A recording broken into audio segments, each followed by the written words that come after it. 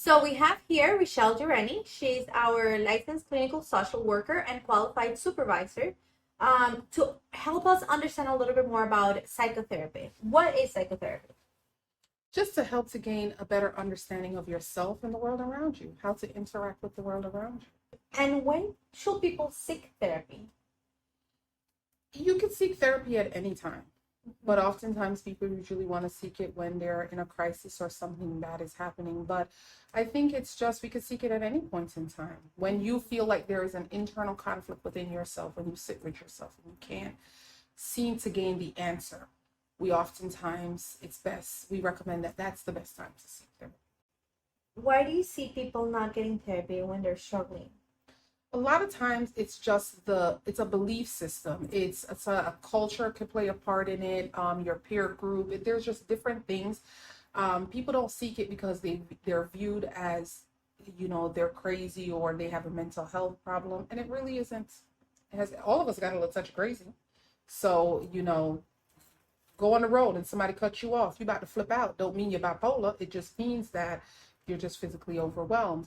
But it doesn't mean that there is something wrong with you. What to expect from therapy? Like on your first session, you come in, what should they really understand when they're coming to talk to a therapist? So when you think about a lighthouse, there's always like a light shining, right? That's really, the light is just shining. That is whole purpose, is to shine that light. Mm-hmm.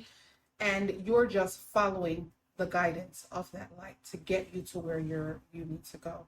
And I believe like that's what therapist is, or that is the position that the therapist is in.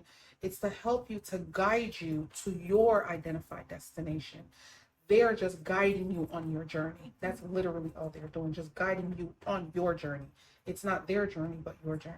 I love that, because sometimes we see a lot of clients coming in and they expect the therapist to fix their issues. They're seeking for therapy to get a solution, right?